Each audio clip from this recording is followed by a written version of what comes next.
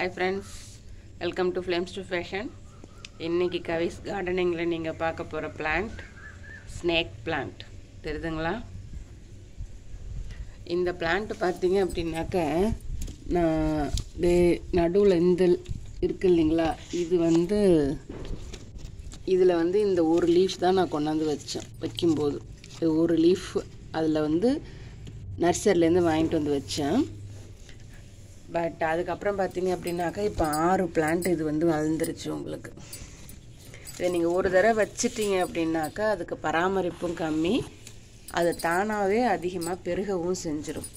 இந்த plant snake பிளான்ட்டுன்னு சொல்கிறத விட ஆக்சிஜன் பிளான்ட்டுன்னு சொல்லுவாங்க. இது பெட்ரூமுக்கு இல்லை வீட்டுக்குள்ளே வைக்கிறதுக்கு உங்களுக்கு நல்ல டெக்கரேட் பிளான்ட்டாக இது இருக்கும். என்னோடய லீஃப் பார்த்தீங்க அப்படின்னாக்கா ஸ்னேக் மாதிரி இருக்கும். ஓரத்தில் எல்லோ கலர்லேயும் நடுவில் க்ரீன் கலர்லேயுமே இருக்கும். இப்போ எனக்கு 2 குட்டி ஸ்னேக் பிளான்ட் வந்துட்டுருக்குது பாருங்கள். இப்போ இதை எடுத்து வேறு எங்கேயா வைக்கலாமா அப்படின்னு ஒரு ஐடியாவில் இருக்கிறேன். இல்லை இப்படியே விட்டுடலாம் அப்படின்னு வச்சுக்கிறேன்.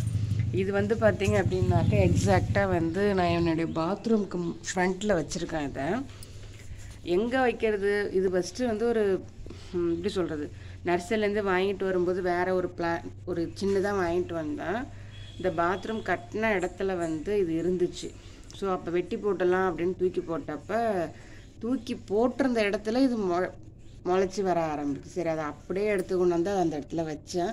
ஒன்று தான் வச்சேன், இப்போ 6 செடி ஆகிடுச்சு பாருங்கள். இது எந்த இடத்துல இருக்குதோ அந்த இடத்துல ஏர் பியூரிஃபையராக இது செயல்படும். ப்ளஸ் ஆக்சிஜன் பிளான்ட்டும் சொல்லுவாங்க. இது அதே மாதிரி ஷேடோ பிளான்ட்டுன்னு சொல்லுவாங்க. இதுக்கு அதிகமாக சூரிய வெளிச்சம் தேவைப்படாது. தண்ணியுமே வாரத்துக்கு ஒரு தடவை நீங்கள் தண்ணி விட்டாலே போதும்.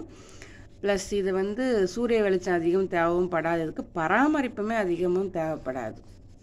நீங்கள் சும்மா இருக்கும்போது இந்த பிளான்ட் பக்கத்தில் உக்காந்தீங்க அப்படின்னாலே உங்களுக்கு ஆட்டோமேட்டிக்காக உங்கள் மைண்ட் ரிலாக்ஸ் ஆகும். ஏன்னாக்கா இது ஆக்சிஜனை பியூரிஃபை பண்ணுறதுனால நம்மளை சுற்றி இருக்கிற அந்த நெகட்டிவ் எல்லாமே போயிடும்.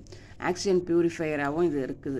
பட் ஆனால் இதை எதுவுமே நம்ம இன்ஜஸ்ட் எடுத்துக்கவே கூடாது. அது டாக்ஸிக். அது ஜஸ்ட் அதை அதன் போக்கில் வளர விட்டுறணும். சரிங்களா? ஸோ இந்த மாதிரியான பிளான்ட் நீங்கள் உங்கள் வீட்டில் மெயின்டைன் பண்ணிங்க அப்படின்னாக்கா எனக்கு அதை பற்றி கமெண்ட்டில் சொல்லுங்கள். எனக்கு தெரிஞ்சதை நான் சொல்லியிருக்கிறேன் உங்கள்கிட்ட. உங்களுக்கு தெரிஞ்சதை என்கிட்ட சொல்லுங்கள். தேங்க்ஸ் ஃபார் வாட்சிங்.